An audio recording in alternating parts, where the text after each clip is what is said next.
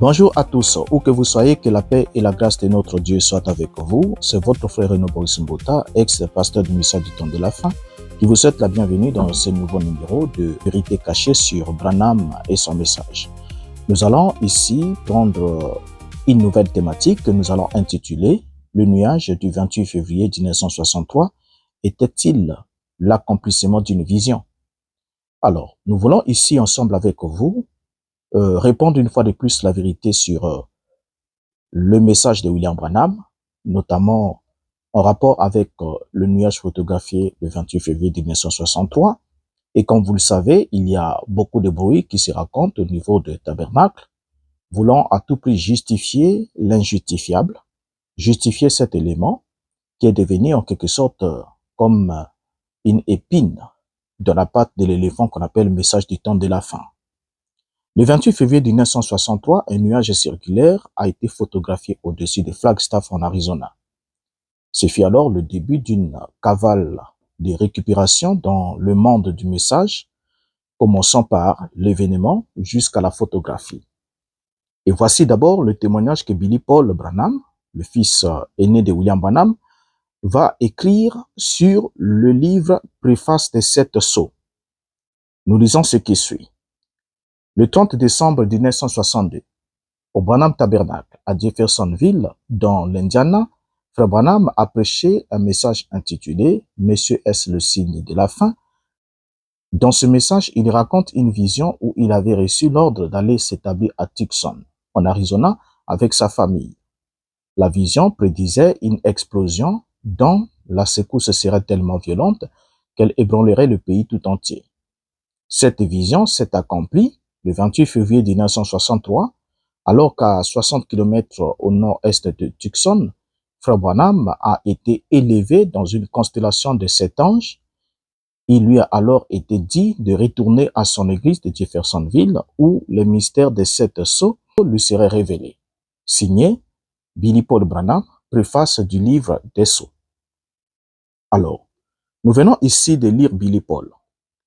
Et moi, je crois que il est grand temps qu'on puisse grandir, c'est-à-dire qu'on puisse faire preuve d'une certaine maturité intellectuelle, maturité spirituelle, pour ne pas continuer à se laisser tirer par le nez par des faux prédicateurs qui prêchent prétendument le message de William Branham, tout en prêchant des contradictions contre les contradictions de Branham pour vouloir se cacher, se voiler la face et continuer à maintenir les enfants de Dieu dans l'obscurantisme total. Pourquoi est-ce que je suis révolté vis-à-vis des comportements des prédicateurs dits du message qui sont censés prêcher le message dans l'intégralité du haut de leur chair, mais qui boycottent tout? Ici, on vient de lire le témoignage de Billy Paul Branham. Billy Paul Branham, qui a préfacé le livre de 7 sceaux, nous a rapporté ces informations que nous venons de lire, qui sont encore là devant nous. Mais vous allez trouver que il y a certains prédicateurs qui se permettent de passer même dans les réseaux sociaux et de raconter des choses qui contredisent non seulement Branham, mais qui contredisent aussi le témoignage des témoins de ce message. Billy Paul Branham, c'est quand même l'un des grands témoins du message de William Branham. Quelqu'un qui ne pouvait pas être contredit pendant qu'il était vivant. Personne de ceux qui font le bruit aujourd'hui, que ce soit dans les réseaux sociaux, n'était capable de se rendre aux États-Unis, de faire asseoir Billy Paul pour lui dire « Qu'est-ce que tu as écrit en préface du livre des Sceaux ?» Ce livre qui est censé être l'ainsi dit le Seigneur, ce livre qui est censé contenir un message qui doit apporter la foi de l'enlèvement. Mais qu'est-ce que tu nous as écrit? Personne n'est capable de le faire. Mais aujourd'hui, il y en a quand même qui s'élèvent, qui se permettent de raconter des balivernes. Et pour ça aussi, vous allez trouver qu'il y a des prédicateurs qui sont très moins sérieux, qui parlent du message de Branham dans les réseaux sociaux, mais qui se permettent de se comporter comme s'ils étaient du haut de leur tabernacle. Et ils font des déclarations gratuites, des déclarations qui ne peuvent pas être soutenues avec le propos de William Branham. Et même quand ils lisent une citation, ils la lisent tout seuls. De sorte que vous ne voyez que ce que lui, il vous lit. Alors, maintenant ici, vous allez comprendre ensemble avec moi dans ce numéro combien les prédicateurs sont en train de s'arranger à tout prix pour vous garder loin de la vérité. Le témoignage donné par Billy Paul ici au sujet du nuage du 28 février 1963. Le même témoignage a été relayé par Voice of God Recording en descriptif de cette photographie du 28 février 1963 dans le même livre comme suite. Ce nuage surnaturel a été formé par les ailes de 7 anges qui venaient de s'élever après avoir parlé à Frère Branham de l'ouverture de 7 sceaux. Cette nuée était à plus de 42 km d'altitude et mesurait plus de 50 km de large lorsqu'elle a été photographiée au-dessus de Flagstaff en Arizona, le 28 février 1963, au coucher du soleil. Cette photo apparut pour la première fois dans le magazine Life du 17 mai 1963. Bien, ici, c'est Joseph Branham, qui est le directeur de Voice of God Recording, avec la mission qu'il a d'être le prophète successeur à son père. Donc personne n'aura le toupet de venir lui dire « Qu'est-ce que tu racontes ici, Joseph ?» Mais Joseph en parle.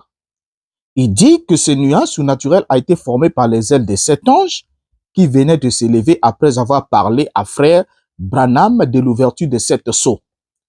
Ça, c'est Joseph Branham. Maintenant, entre Joseph Branham qui a écrit ici et le prédicateur qui vous fait du bruit du mensonge pour dire Branham n'a jamais dit que le nuage là a été photographié après que les anges l'aient quitté pendant qu'il partait. Il y a plein de citations, mais on n'est pas encore arrivé là. Mais nous allons aborder tous ces éléments-là pour démontrer qu'il y a encore des menteurs aujourd'hui qui, connaissant la force de la vérité, ont déjà compris qu'il y a du méli-mélo et ils sont obligés de faire une certaine sélection de mensonges qu'ils vont assaisonner aussi avec leurs propres mensonges et jeter ça comme ça pour essayer un peu de garer davantage ceux qui sont faibles. Donc ici, là, on voit bien que les deux fils de William Branham soutiennent que la partie des chasses que leur père a eu à pratiquer eut lieu le 28 février 1963. Voilà ce que les deux fils soutiennent. Et ils disent que ce qui est arrivé le 28 février 1963 était l'accomplissement de la vision que leur père avait reçue en décembre 1962. Donc cette vision racontée le 30 décembre 1962 s'est accomplie le 28 février 1963. C'est clair. Donc dans ce texte qu'on vient de lire, les événements se succèdent comme suit. Premièrement, William Branham reçoit une vision lui parlant de la descente de 7 anges. Deuxièmement, les anges parlent à William Branham de l'ouverture de 7 sceaux pendant une partie des chasses. Troisièmement, les anges quittent William Branham en s'élevant dans les airs.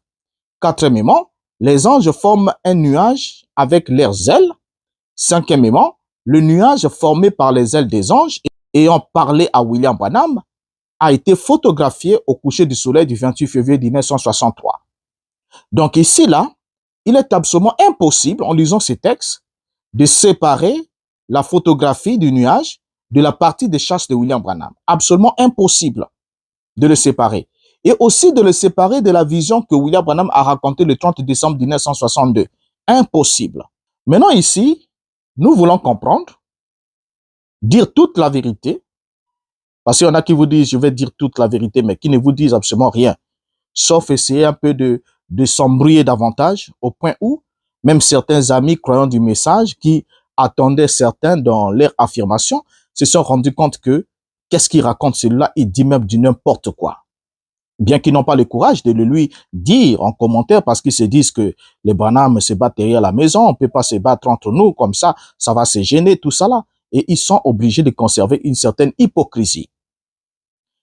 Nous entendons souvent les branhamistes dire que les visions de William Branham étaient des visions infaillibles. C'est-à-dire des visions qui ne pouvaient jamais échouer. Et ils disent que Branham ne peut pas donner une vision au fait que le Dieu de Branham ne peut pas donner une vision à William Branham et que cette vision puisse échouer. William Branham lui-même a toujours clamé haut et fort que des centaines et des milliers de visions que Dieu lui a données, aucune n'a jamais manqué de se réaliser exactement tel que Dieu le lui avait donné. C'est Branham qui l'a dit. Donc, aucune vision de William Branham ne manque de se réaliser selon les prescriptions ou les descriptions de cette dernière. Mais ce que le bon nombre d'entre nous ne savent pas, et ignoraient aussi du grand public, c'est que William Branham avait la grande habitude, la fâcheuse et mauvaise habitude de modifier ses visions, et surtout celles qui échouaient, Branham les modifiait d'une façon ou d'une autre. Alors, commençons avec les récits, l'histoire de cette vision. Comment est-ce que la vision est arrivée jusqu'à ce qu'on en arrive à son accomplissement?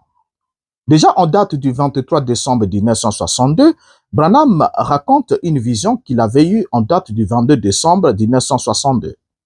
Il explique la vision le dimanche 23 décembre à son assemblée lors de la prédication intitulée « L'opprobre à cause de la parole ». Et Branham va déclarer ce qui suit dans cette prédication, au paragraphe 25.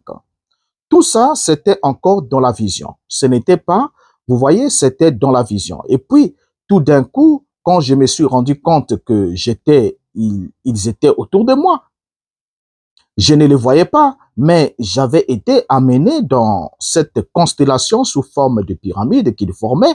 À l'intérieur de cette constellation de l'ange, de 5 anges. Et je me suis dit, eh bien, un ange de la mort serait seul. S'il y en a 5, c'est la grâce. Je pensais à ça et je me disais, oh, ils apportent mon message. C'est mon deuxième apogée. Ils m'apportent le message de la part du Seigneur. Et je me suis écrié de toutes mes forces, aussi fort que possible. Oh Jésus, que veux-tu que je fasse? Alors cela m'a simplement quitté. Le paragraphe 35, Branham ajoute, cette déflagration est la vitesse à laquelle ces anges sont arrivés comme ça, 5 anges en même temps qui formaient une constellation. Un peu comme cette pyramide que j'ai dessinée ici. Ça avait l'air d'être, d'abord, on dirait que c'est vu de loin, cela semblait, on dirait la couleur des colombes. Et il venait dans cette direction. Et on en voyait 1, 2, 3, 4, et puis un juste au sommet. Et ce qui faisait 5. Et ils arrivaient à une telle vitesse, il n'y avait rien, aucun avion en réaction, rien d'autre de comparable à cela. Bien, Branham vient ici, il est en train de prêcher, et n'oublions pas que quand Branham prêche, Branham nous a toujours dit, il a dit plusieurs fois, que je ne parle que par inspiration, je ne dis absolument rien, à moins que cela me soit d'abord inspiré.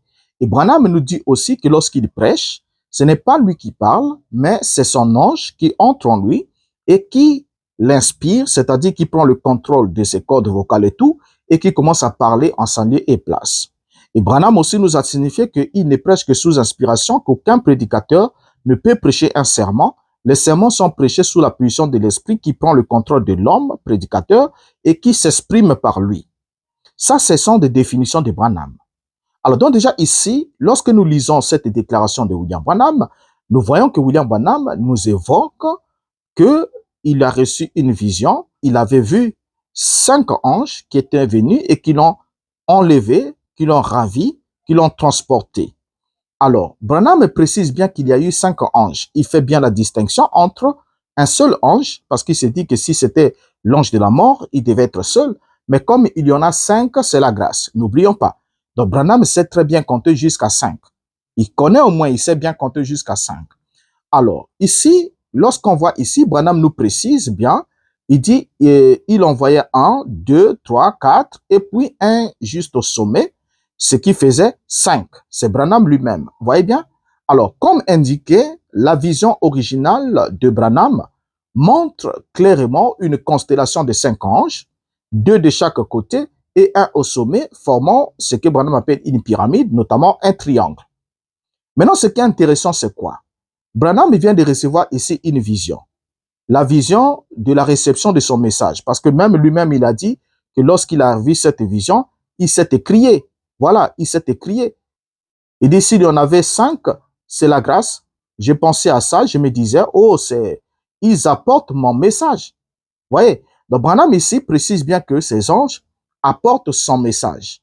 Alors, ces anges qui doivent apporter son message sont 5 anges, dit William Branham. Donc, Branham attendait 5 anges. Vous voyez? Nous sommes là en date du 23 décembre. La vision, il a reçu le 22 décembre 1962. Et le 23, Branham rapporte cette vision pour la première fois dans son tabernacle, au Branham Tabernacle. Il explique comme nous venons de le lire là. Il n'y a pas de problème. Vous voyez? Maintenant, ce qui est intéressant, c'est que on doit noter que quelques jours plus tard, soit le 26 décembre 1962, c'est-à-dire 3 jours plus tard, Branham et Lee Weil vont alors évoquer la possibilité que ces anges soient liés aux 7 tonnerres d'Apocalypse 10, 1 à 7. Et M. Lee Weil lui-même va en parler dans son livre intitulé « Le prophète du XXe siècle », à la page 62, où nous lisons ce qui suit. Ayant discuté de cette vision particulière avec l'auteur le 26 décembre, nous avons pensé, connaissant ces merveilleux prophètes de Dieu, que les anges venus avec le grondement du tonnerre étaient des messages divins. Un signe que Branham saurait ce que contenait le chapitre 10 de l'Apocalypse concernant les 7 tonnerres que Jean avait entendus sans les écrire. Ce n'était qu'une supposition. Personne ne savait avec certitude ce que cela signifiait. Donc là, nous venons de lire un extrait de Lee Weil. Lee Weil ici est en train de nous laisser entendre quoi? Il nous laisse entendre que, après que William Branham ait prêché en date du 23 décembre 1962, en date du 26 décembre, Lee Weil et William Branham ont eu une discussion. Il se dit bien, ils ont discuté de cette vision particulière avec l'auteur le 26 décembre. Maintenant, posons-nous une question, la toute première. Est-ce qu'une vision qui vient de Dieu a-t-elle besoin d'être discutée, d'être éclairée, d'être arrangée, d'être rectifiée ou d'être mise à jour, ou quoi qu'il en soit? La vision, une fois qu'elle vient, il a été dit au prophète Habakkuk, écris la vision. On lui a dit d'écrire la vision et de l'attendre. Mais on ne l'a pas dit d'écrire la vision et de discuter et de voir comment est-ce qu'on peut arranger la vision, qu'est-ce qu'elle signifie. La signification d'une vision ne peut pas être discutée, elle doit être demandée au Seigneur qui l'a donnée. Maintenant, ici, William Branham et Lee Weil vont discuter sur cette vision. Parce que Lee Weil a bien entendu William Branham qui explique qu'il a vu dans une vision 5 anges qui venaient à lui et il a crié que ce sont les anges qui viennent pour lui apporter son message. Maintenant, Lee Weil va lui faire la proposition, ils vont discuter ensemble pour lui dire non, ça ne doit pas être 5 anges, il faut qu'il y en ait 7 pour que ça corresponde avec Apocalypse 10, 7. Au jour de la voix du 7e ange, quand il sonnerait de la trompette, le mystère de Dieu s'accomplirait. Et cela va avoir des liens avec les 7 tonnerres. Donc, les anges qui sont venus là ne doivent pas être simplement 5, ils doivent être 7. Parce qu'en qualité de 7, ils seront alors des messages divins. Chacun d'eux va constituer le grondement d'un tonnerre. Donc, comme il y a 7 tonnerres, donc il faut qu'il y ait 7 anges pour que ça puisse se marier avec le message des tonnerres. Ça, c'est la discussion entre William Branham et Lee Weil. Et le contenu de cette discussion, la conclusion est là. Vous voyez bien, elle est là devant nous. Maintenant, qu'est-ce qu'on constate? Comme indiqué, Dieu n'a pas révélé à Branham que la vision des 5 anges se rapportait à la révélation de 7 tonnerres d'Apocalypse 10, 3 à 4. Dieu n'a pas révélé ça à Branham. Vous voyez bien? C'est pas ce que Dieu a révélé à Branham. Branham a vu une vision de 5 anges. Mais l'interprétation de cette vision, Dieu ne lui a pas donné ça. En fait, Dieu n'a pas révélé à Branham que la vision des 5 anges se rapportait à la révélation des 7 tonnerres d'Apocalypse 10, 3 à 4. Maintenant, la conviction que Branham a eue que les 7 tonnerres lui seraient révélés comme étant le 7e ange messager d'Apocalypse 10, 7, provenait d'une discussion, soit d'un dialogue qu'il a eu avec Lee Weil. Et ce dernier affirmait qu'il s'agissait d'une supposition. Quand vous regardez la conclusion, Lee Weil dit bien qu'il s'agissait d'une supposition. Il dit que ce n'était qu'une supposition. Voilà.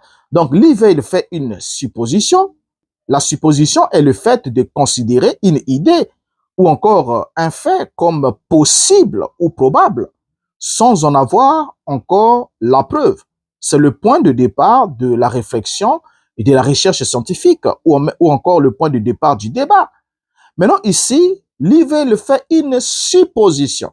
Ce n'est même pas une proposition, mais il suppose. Et en faisant la supposition, William Branham va récupérer cela puisqu'il n'avait pas l'explication de cette vision.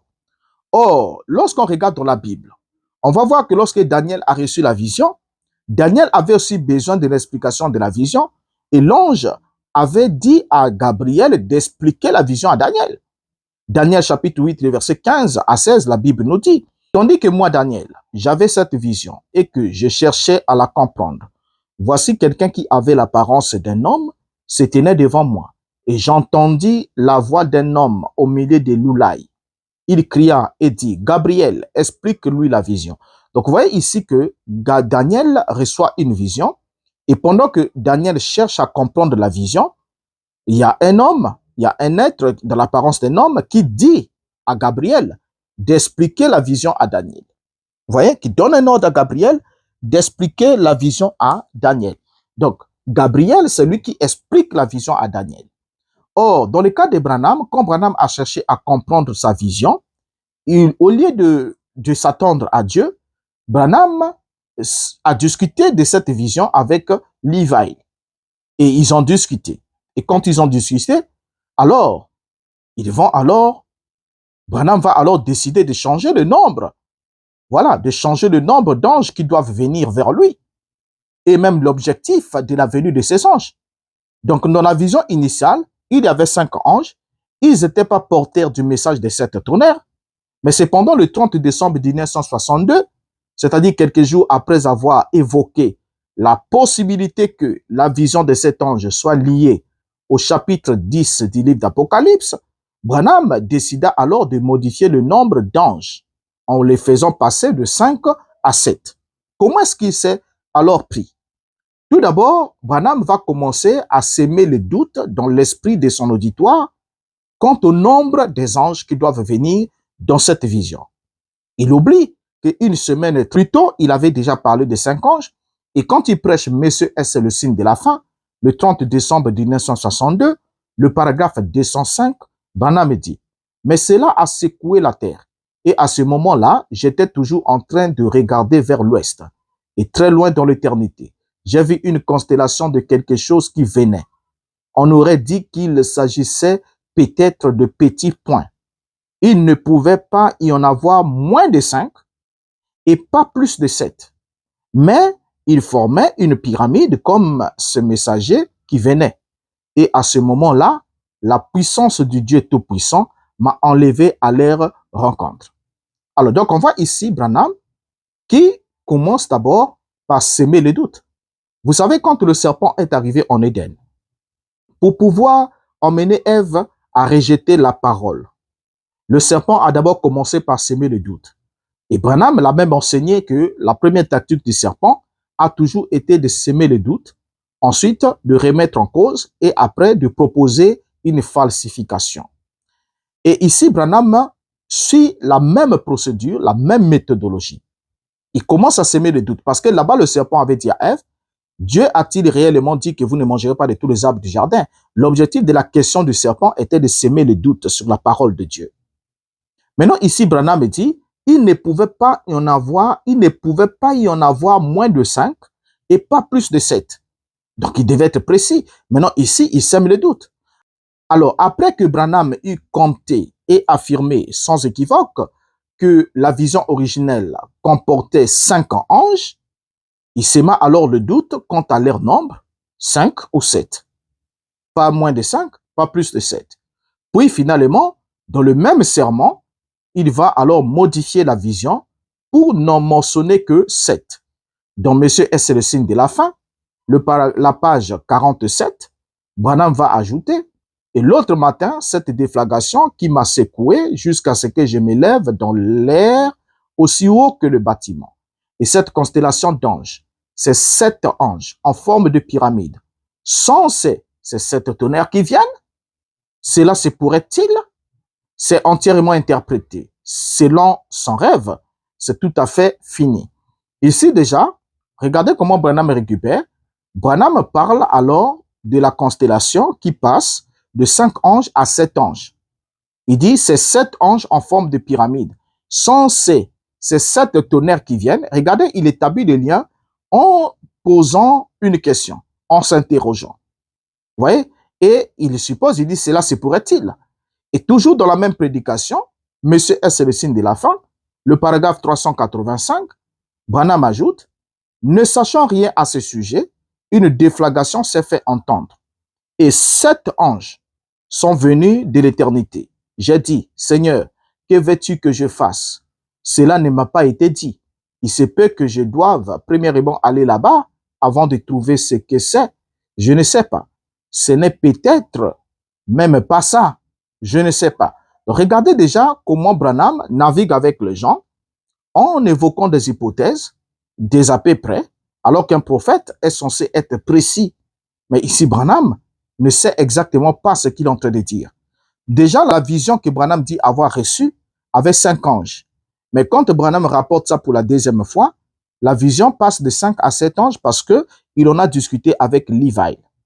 Donc, de cette discussion-là, Branham prend les suppositions de Levi pour des convictions et il vient alors prêcher, liant ainsi sa vision avec les 7 tonnerres d'Apocalypse chapitre 10. Après que Branham ait modifié la vision originale de 5 à 7 anges, Branham commence alors à présenter à son église ce dont lui et Levi ont discuté le 26 décembre 1962. Ils ont alors évoqué la possibilité que ces 7 anges soient liés aux 7 tonnerres du livre d'Apocalypse. Voilà. Donc, quand il y a tout le bruit qui se fait autour des 7 tonnerres, voilà comment l'historique, comment cette doctrine a été conçue. Voyez? Ainsi, pour relier la vision des 5 anges aux 7 tonnerres, Branham a dû modifier les chiffres. Ce faisant, il a commis une grave erreur et il a en même temps piétiné sa propre théologie plagiée chez Clarence Larkin, qui stipulait que les événements situés entre Apocalypse 4 et Apocalypse 19 se déroulent pendant la grande tribulation pour préparer l'enlèvement d'Israël. Alors Branham va se donner un ministère dans Apocalypse chapitre 10 à la suite de la discussion qu'ils ont eue avec Levi. Mais avant qu'ils discutent avec Levi, William Branham n'avait pas cette vision. Mais c'est quand ils ont discuté et Branham a trouvé que la proposition était alléchante, Branham récupère cette proposition. Alors pour essayer un peu d'embrouiller les esprits des faibles, certains lieutenants de Branham tentent de couvrir les contradictions mensongères de William Branham en soulevant des contradictions apparentes dans la Bible. Or, nous sommes ici devant un fait. Le fait, c'est d'abord lequel? Branham reçoit la vision de 5 anges. Maintenant, une semaine plus tard, Branham modifie la vision qui passe de 5 à 7 anges, sans donner une explication viable préalable. Est-ce que Branham était-il myope? Est-il réellement le messager de l'Odyssée qui était pauvre, misérable, avec ennui? Branham souffrait-il de la myopie? Et Branham ne savait-il pas compter jusqu'à 7? Et qu'il fallait qu'il puisse avoir un éclairage à la suite de leur conversation avec Levi pour pouvoir améliorer cette vision qu'elle passe de 5 à 7 anges. C'est là la question qu'on doit se poser. Est-ce que cette vision venait-elle de Dieu? Quand une vision vient de Dieu, est-ce que cette vision peut-elle être modifiée à la guise des humeurs d'un homme, d'une discussion, à la suite d'une discussion? On modifie une vision qu'on dit avoir reçue de la part de Dieu. Ce qui est clair, on comprend par là que William Branham n'a pas reçu cette vision de la part de Dieu. C'était une fabrication de sa propre pensée. Maintenant, regardez. Lorsque on regarde ce qui s'est passé là, le 28 février, vous suivez les prédicateurs qui vont vous dire que le nuage du 28 février est l'accomplissement d'une vision. Maintenant, la question qu'on doit se poser, le nuage du 28 février est l'accomplissement d'une vision, mais laquelle? Est-ce que c'est la vision du 22 décembre qui était rapportée être une vision de 5 anges en date du 23 décembre?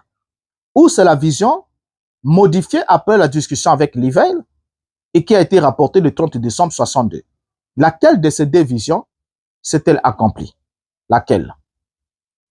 Alors, pour essayer un peu d'embrouiller les esprits des faibles, certains lieutenants de Branham vont tenter alors de couvrir les contradictions mensongères de William Branham en soulevant des contradictions apparentes dans la Bible.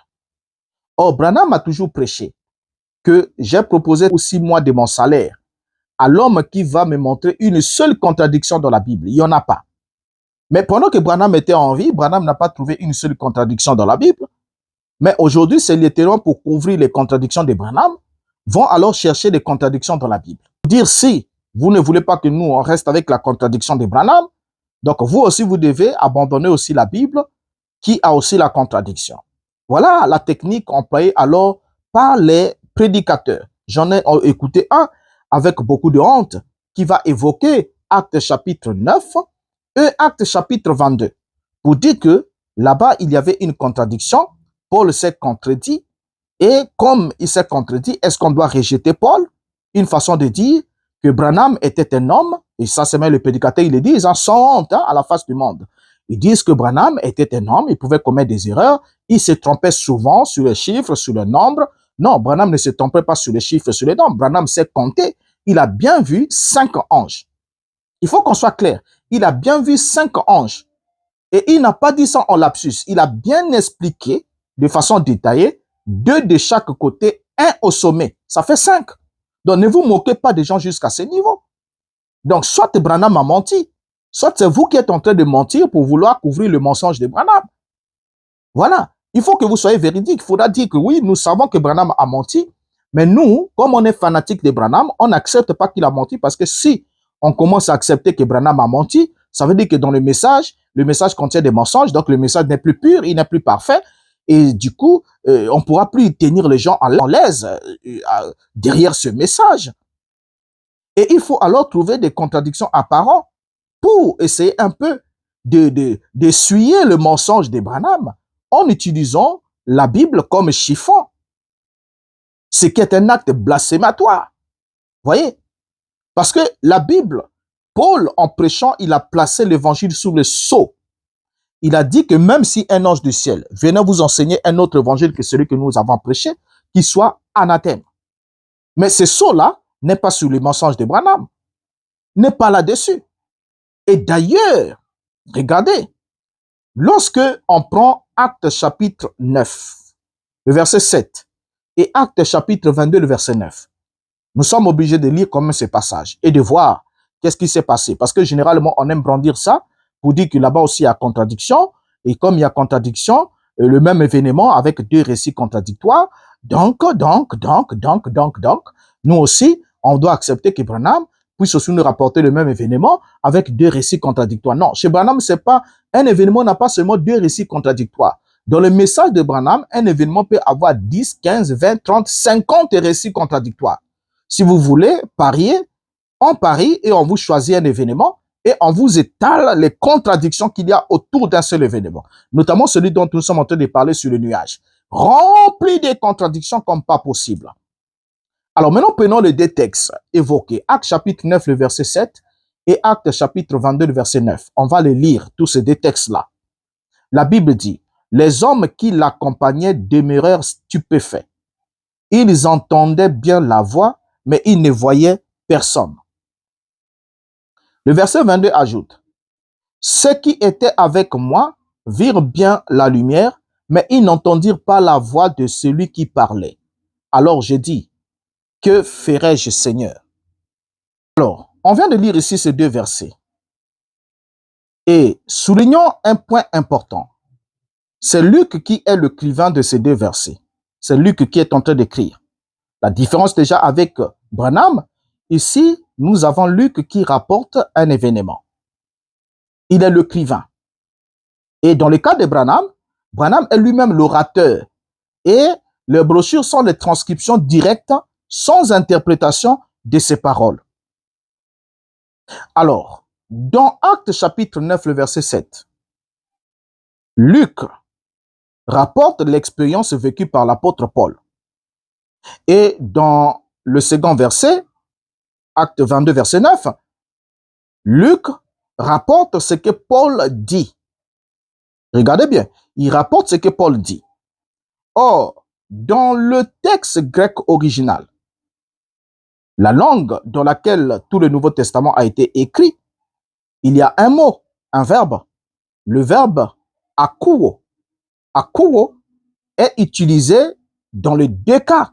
Donc, dans tous ces deux cas, le verbe qui est traduit par entendre, voilà, entendre ici, c'est le verbe akuo. Il est utilisé ici dans les deux cas. Alors, comme bien des mots, sa signification peut varier selon le contexte dans lequel il est utilisé. Il peut signifier soit comprendre ou soit entendre sans comprendre. Donc, le même mot, étant un mot polysémique, sa signification varie en fonction du contexte dans lequel il est utilisé. Le même mot est utilisé dans 1 Corinthiens chapitre 14, le verset 2, et montre clairement l'autre sens. On peut lire, en effet, celui qui parle en langue ne parle pas aux hommes, mais à Dieu, car personne ne le comprend. En grec, akuo. Et c'est en esprit qu'il dit des mystères. Regardez ici, le même verbe est ici, mais pourtant personne ne nous dira que les gens qui sont là dans l'assemblée de Corinthe, qui écoutent quelqu'un parler en langue, ne l'écoutent pas. Au fait, ne l'écoutent pas. Mais cela veut simplement dire que ils entendaient la voix des gens qui parlent en langue, puisque c'est une langue céleste qui leur est inconnue. Ils écoutent quelqu'un qui parle en langue, mais ils ne comprennent pas le contenu de ce qui est dit. Mais c'est le même verbe qui est utilisé ici. Quand on dit que, car personne ne le comprend, que celui qui parle en langue ne parle pas aux hommes, mais à Dieu, car personne ne le comprend. Est-ce que lorsqu'on dit personne ne le comprend, cela voudrait-il dire que personne ne peut l'entendre? Non, ça ne voudrait pas dire ça. Alors, sur le concept d'une langue céleste, évoqué ici, on doit noter que, puisque c'est une langue céleste, c'est une langue qui est inconnue à ceux qui sont dans son environnement. Ils ne connaissent pas cette langue. Comme c'est une langue qui est inconnue, ils vont juste percevoir le son. C'est là qu'on va parler d'entendre. On va dire akuo. Ils ont entendu. Donc, on peut entendre une voix qui parle. Aujourd'hui, je suis devant un Chinois.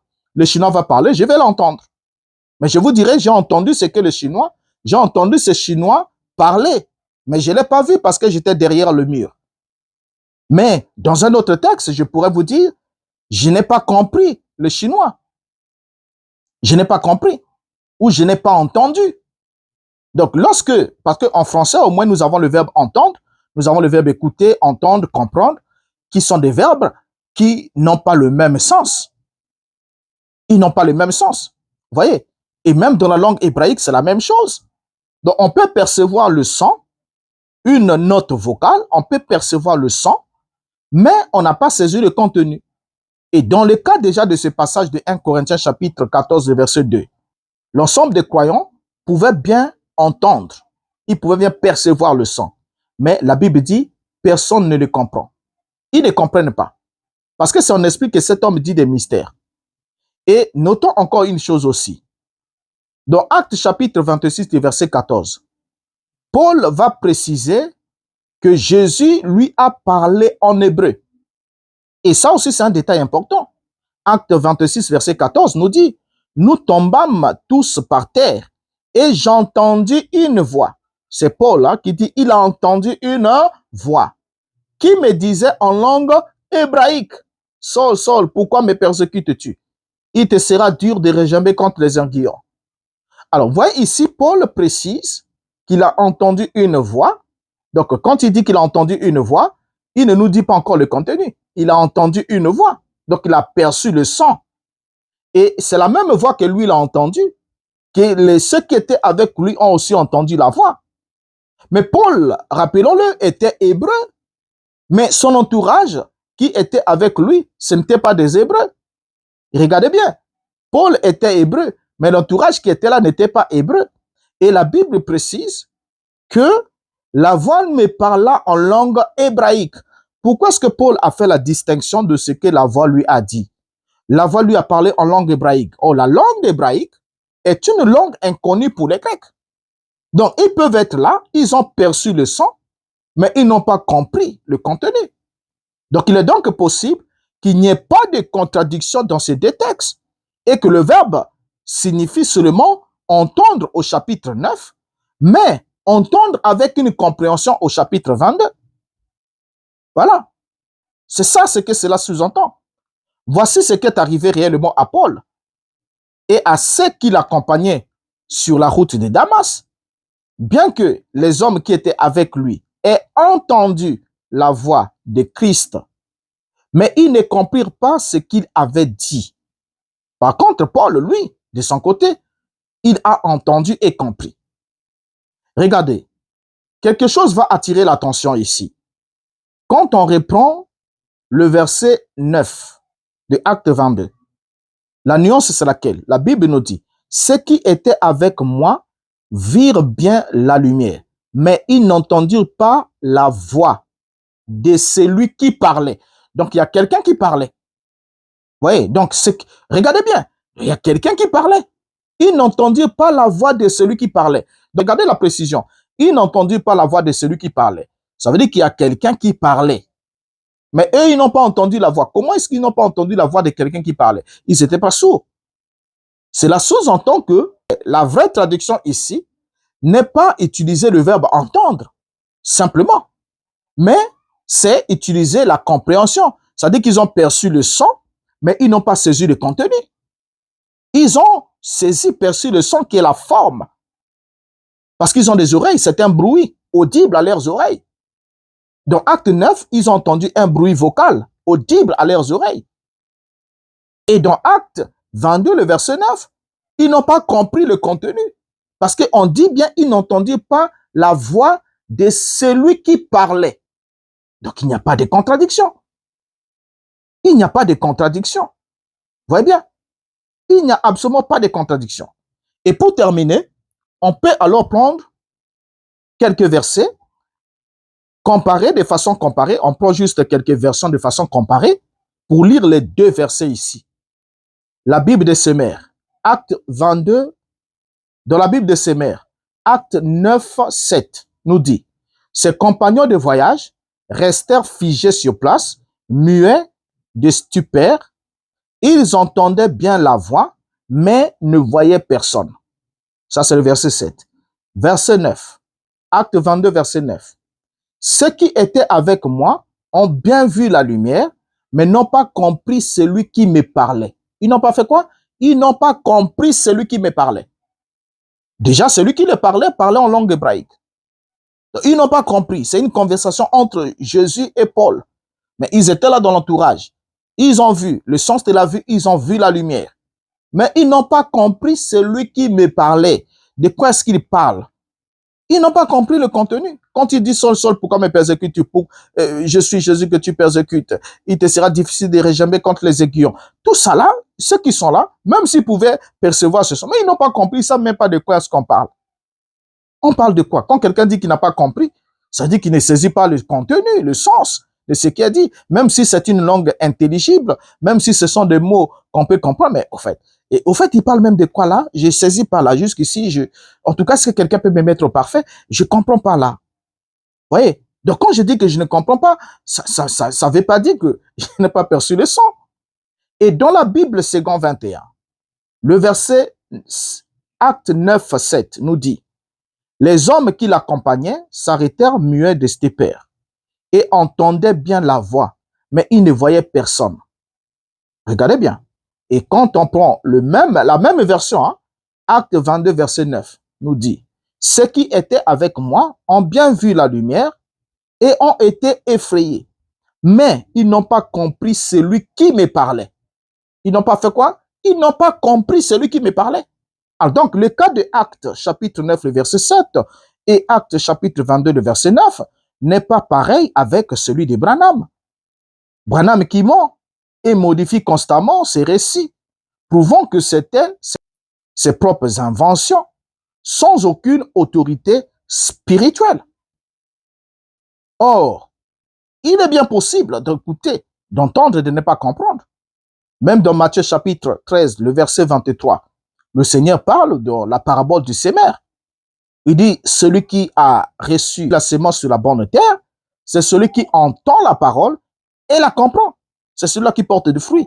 Donc, on peut entendre et on n'en comprend pas, puisque celui qui reçoit la sémence le long du chemin, c'est celui qui entend, mais qui ne comprend pas. Le malin vient ôter ce qui a été sémé.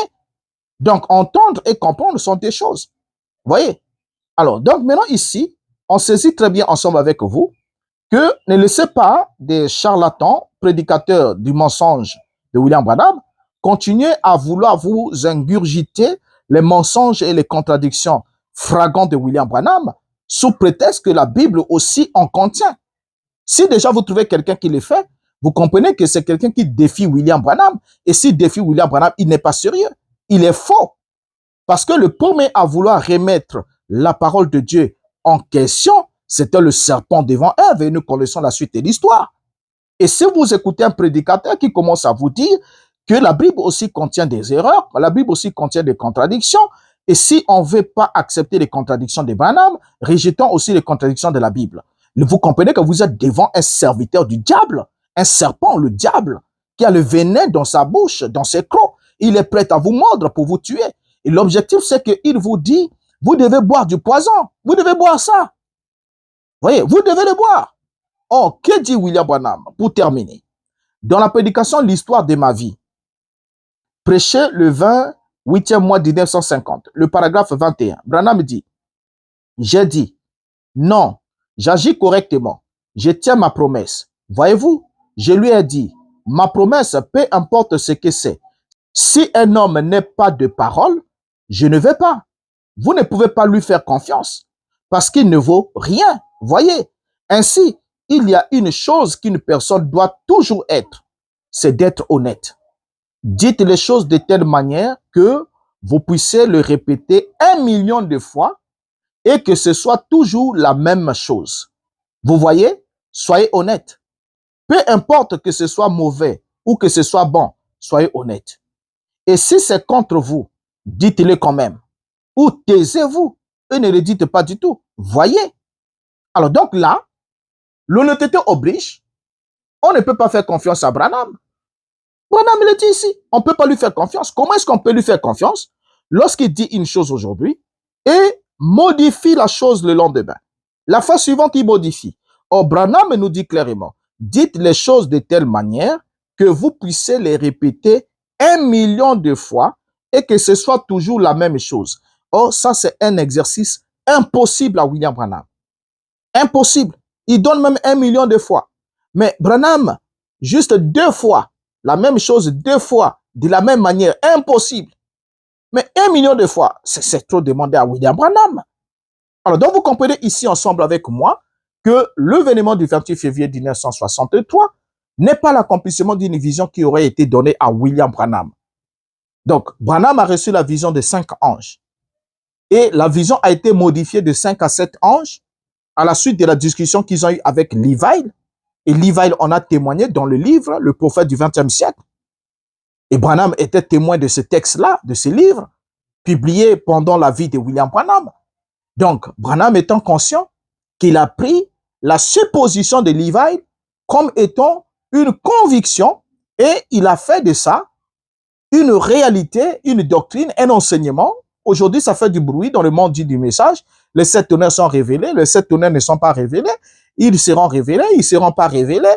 Patati et patata, juste parce que cela découle d'une discussion entre 2 hommes. Un homme qui a modifié la vision d'un certain prophète. Voilà, un prophète qui reçoit la vision, qui n'a pas reçu l'interprétation de la part de Dieu, mais qui négocie l'interprétation en discutant avec un autre homme, notamment un théologien. Et voilà les conséquences que cela produit aujourd'hui, 7 tonnerres révélés, 7 tonnerres non révélés. Alors, dès grâce, ne laissez plus ces gens continuer à vous mentir. Nous reviendrons avec d'autres numéros pour démontrer la vérité, comme quoi William Branham dit clairement, noir sur blanc, que le nuage du 28 février 1963 a été formé à la suite du départ des anges qui venaient de les quitter pour monter au ciel. C'est alors qu'ils ont été photographiés. Et du coup, le mensonge de Branham tombe parce qu'il n'était ni à cette date en ce lieu-là, donc ni dans le lieu où s'est formé le nuage, ni à cette date-là. Donc l'événement n'avait absolument rien à voir avec William Branham. Et les prédicateurs aujourd'hui ont compris ça, que le socle même du message s'écroule. Et ils font alors tous les efforts qu'il faut pour vous garder dans cet amalgame, pourvu qu'ils vous tiennent encore longtemps en cette captivité, et ça leur fait un bon chiffre d'affaires. C'est ça l'objectif. Alors que Dieu ouvre les yeux de ceux qui sont destinés à la vie et qui vous donne la force de conviction et le courage de dire, je sors du milieu de ce mensonge de William Branham. Parce que quand quelqu'un vous ment, il ne vous respecte pas. Au fait, il vous juge assez idiot, hein, assez bêta et moins intelligent et incapable de déceler qu'il est en train de vous mentir. En fait, c'est une insulte que de vous mentir. Ne l'acceptez jamais. Et d'ailleurs, la Bible dit, ceux qui aiment et pratiquent les mensonges n'auront pas accès dans la cité bénie. Alors, êtes-vous en route pour cette cité? Quittez le mensonge de Branham. C'était votre frère Renaud Boris Mota, ex-pasteur du message du temps de la fin. Je vous dis au revoir et vous donne rendez-vous au prochain numéro. Merci. N'oubliez pas de partager, de liker, d'élargir l'audience pour toucher le maximum de gens parce qu'il est grand temps que la vérité puisse être dite et qu'elle puisse accomplir le but pour lequel Dieu nous l'a envoyé, délivrer les âmes de la captivité de l'ignorance. Merci.